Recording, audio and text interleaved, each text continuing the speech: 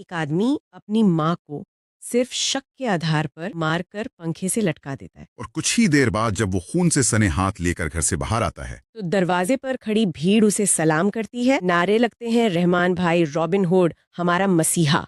ये कोई फिल्मी कहानी नहीं है, ये कराची के लियारी इलाके की एक हकीकत थी और उस आदमी का नाम था रहमान डकैत। और यही विरोधाभास, यही उलझी हुई पहचान आज की हमारी चर्चा का केंद्र है। बिल्कुल।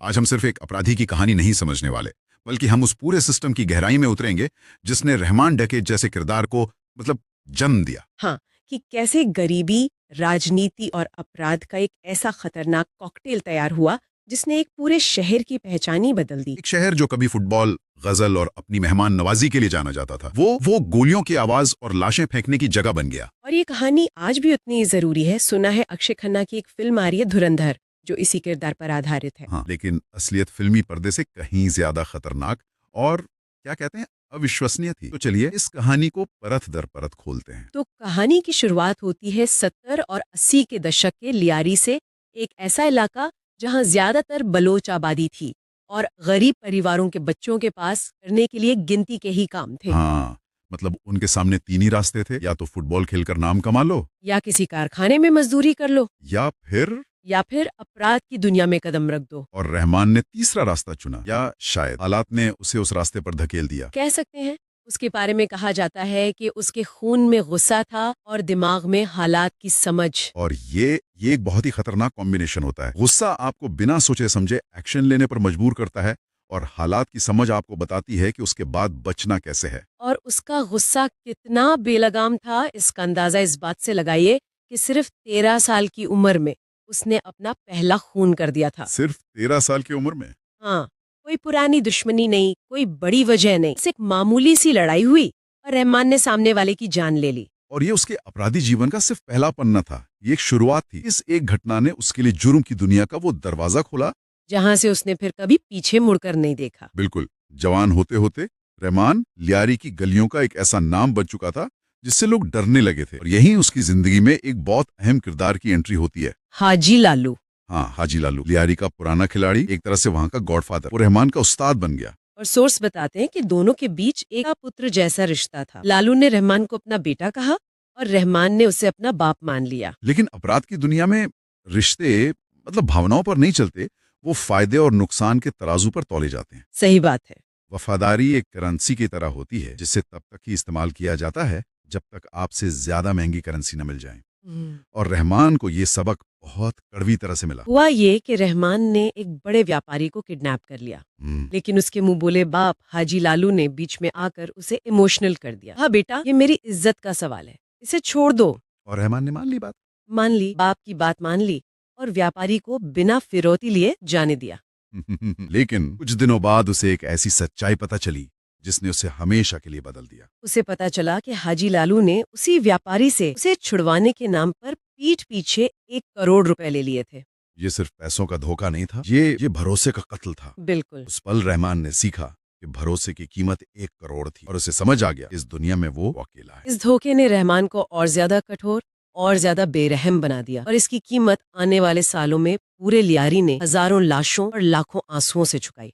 हाँ, और यहीं से एक नई और खूनी दुश्मनी की शुरुआत हुई जिसका दूसरा सिरा हाजी लालू के ही दूसरे बेटे अरशद पप्पू से जुड़ा था। अरशद पप्पू एक खूंखार, बेलगाम और उतना ही बदनाम अपराधी जितना रहमान था। और इन दोनों की दुश्मनी किसी आम गैंगवार जैसी नहीं थी, ये क्रूरता की, बेरहमी की इंतहा थी। उनकी दुश्मनी में जो कुछ हुआ वो सुन के रोंगटे खड़े हो जाते हैं। अरशद पप्पू ने बदला लेने के लिए रहमान के मरे हुए पिता की कब्र खुदवा दी। अरे, और उनकी लाश को पूरे शहर में घुमाया। और जरा इस हरकत के पीछे की साइकोलॉजी समझिए। ये सिर्फ अपमानित करना नहीं था, ये एक संदेश था, एक ऐलान था कि रहमान का परिवार कब्र के अंदर भी सुरक्षित नहीं है।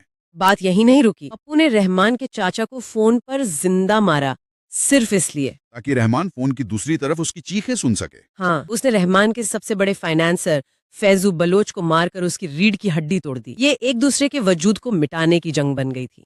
और इसी फैजू बलोच की मौत के बाद एक और शख्स की कहानी शुरू होती है, उज़ैर बलोच।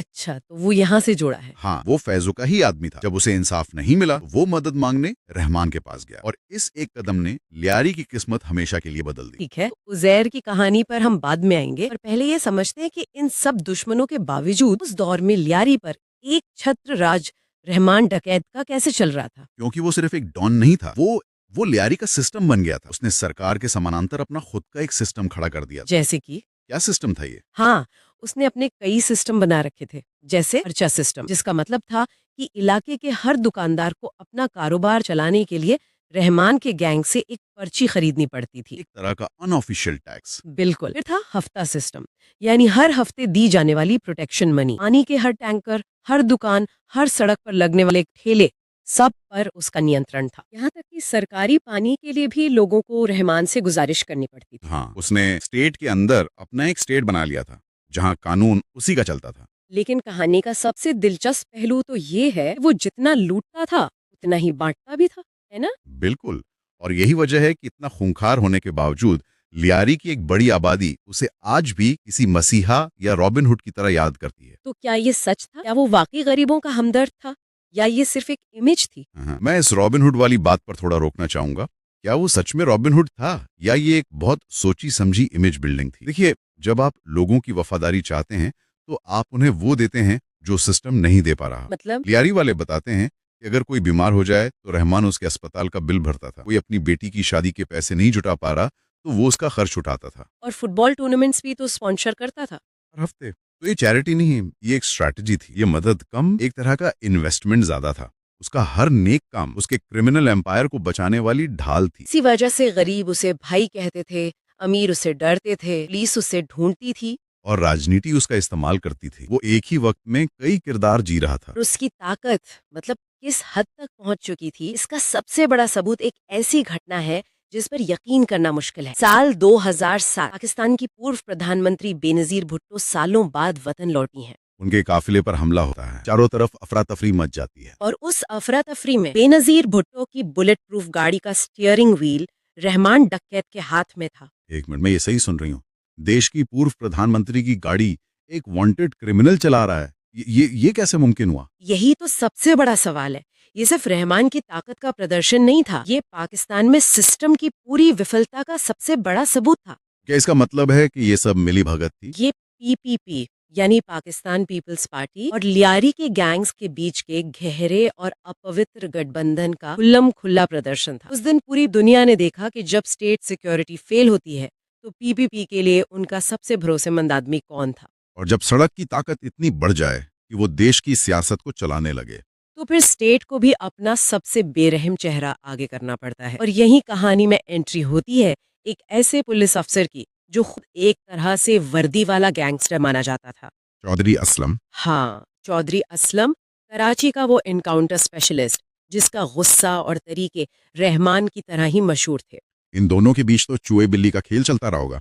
बिल्कुल। कई बार रहमान को पकड़ा भी गया, लेकिन हर बार वो या तो पुलिस वालों को खरीद लेता या किसी और जुगाड़ से भाग निकलता। लेकिन आखिरकार 9 अगस्त 2009 को एक मुठभेड़ हुई और रहमान डकैत मारा गया। हाँ, लियारी में कई लोगों को लगा होगा कि अब शायद शांति आएगी। लेकिन वो गलत थे। रहमान मर गया, कहानी नहीं मरी, क्योंकि उसकी राख से 2 नए और ज्यादा खतरनाक दावेदार पैदा हुए। एक था बाबा लाडला और दूसरा था उज़ैर बलोच। वही उज़ैर बलोच जो कभी अपने पिता की हत्या का बदला लेने के लिए रहमान का दरवाजा खटखटाने आया था। अब उसके सामने 2 मकसद थे, एक अपने उस्ताद रहमान की मौत का बदला लेना और दूसरा लियारी के खाली हो चुके सिंहासन पर कब्जा करना। और इसके बाद लियारी ने वो देखा जो शायद उसने अपने सबसे बुरे सपने में भी नहीं सोचा होगा। उज़ैर बलोच ने अपने सबसे बड़े दुश्मन अरशद पप्पू को निशाना बनाया। मार्च 2013 में उसे किडनैप कर लिया गया, उसे घंटों तक टॉर्चर किया गया। और फिर जो हुआ वो इंसानियत के पतन का शायद सबसे बड़ा सबूत था। अरशद पप्पू का सर काट दिया गया और लियारी की गलियों में उसे फुटबॉल की तरह खेला गया। ये वो पल है जहां कहानी सिर्फ एक गैंगवॉर की नहीं रहती।